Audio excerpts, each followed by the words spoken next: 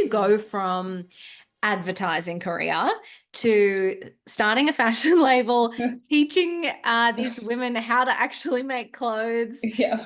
That's a pretty big leap. Yeah. So yeah, it was as I said, I was working in London. It was in Dubai at that point. I was working with which is crazy, a polar opposite type of world, working with Nike, and just completely opposite in terms of, the worlds there.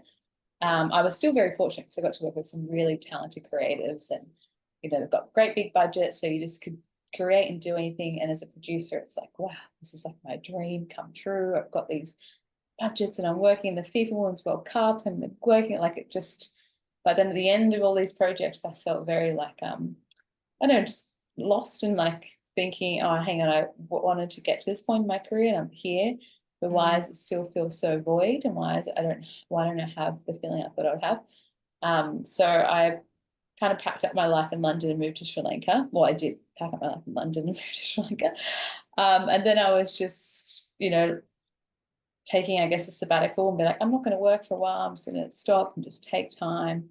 And then, yeah, actually through somewhere I hired my car from. Sri Lankan man was like, oh, there's this orphanage nearby. I have a feeling you'll love it. And it was an all girls orphanage. It was all these beautiful young girls. And I started popping in every so often and just teach them art and music, because that was the only thing I knew I could give, like just bringing instruments and things like that. And then I thought, oh, how could I like use the skills I have to help this like environment that I'm in right now, because it's so real to me because I'm there. It's not this long like video I'm watching from overseas of something happening. I'm here. And my mum, when I was little, used to make clothes using like natural raw cotton, and she'd make them in the backyard and sell them at markets and then hand dye them. And she's a fashion designer. So I kind of was like, oh, wait, like I have this thing that I know that's an inheritance in my family, like that fashion kind of skill that I've learned from my mum, and I have advertising. I know how to build a website and do photography and make a video. Like, how can I combine these things?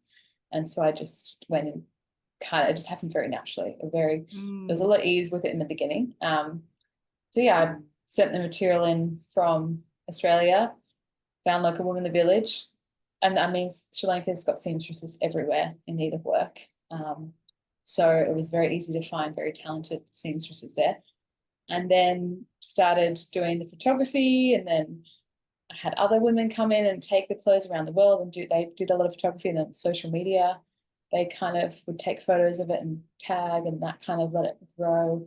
And then I started selling in boutiques around Sri Lanka, and then launched it online. And then I launched it, and just by chance, like this is the absolute chance, the first people that bought it in Australia were the Veronicas, and they put it on their like profile and like for free Oh access. my Yeah. So God. Wow. it was such like, I remember getting the order on Shopify. I'm like, those names sound really like they obviously it wasn't like the Veronicas on the thing, they're a bit more Yeah. discreet.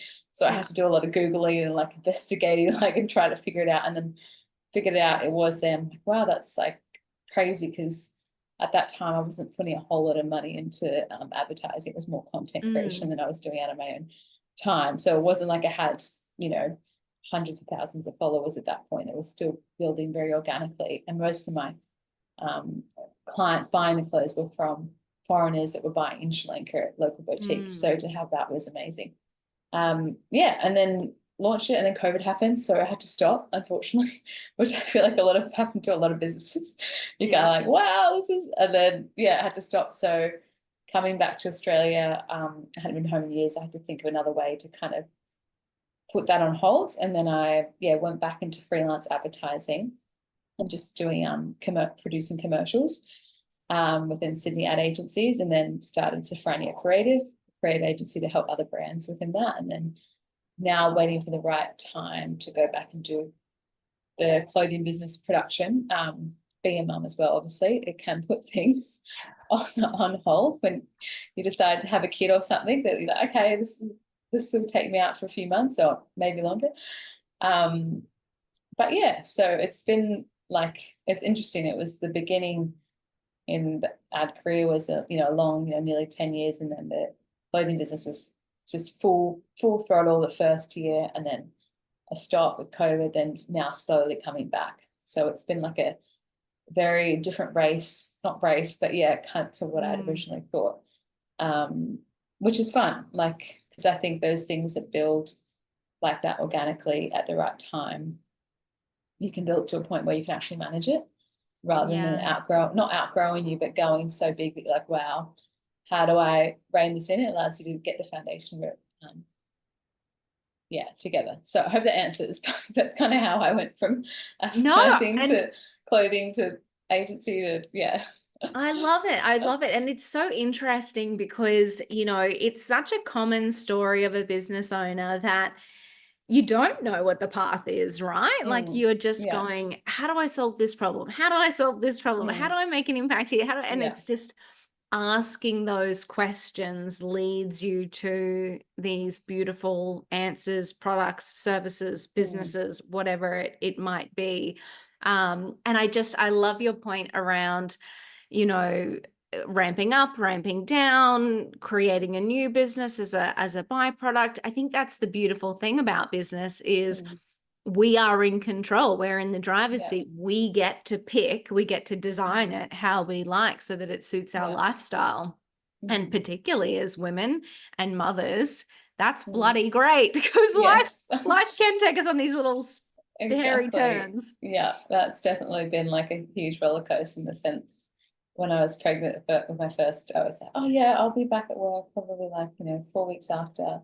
He'll be in the little bassinet and I'll be like on my laptop, and it's such a wild journey. And then everything, for me, it felt like a massive change and shift in who I was, because you feel this love for this human that you've never felt before, this unconditional love, like that I would, do anything for you, love. And it's this balance of like, you want to be there with them, but you also want to see them, you want them to see you live out your passions as well, because I think that's the best thing you can do as a mother and a parent, any parent, is for your child to see, oh wow, the things that you have in your heart and you wanted to do, you actually did them, rather than, one day, oh, I wanted to do this, but I didn't because I was too scared, or I was worried I would fail, or this and that. I think, not on the point of like success, I just mean your passions of what you're doing, so they can see that.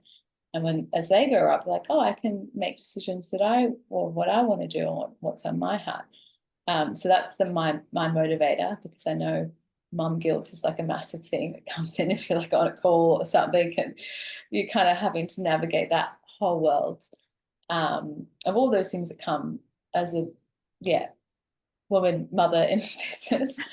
But I always come back to what they will grow up with and what they will see.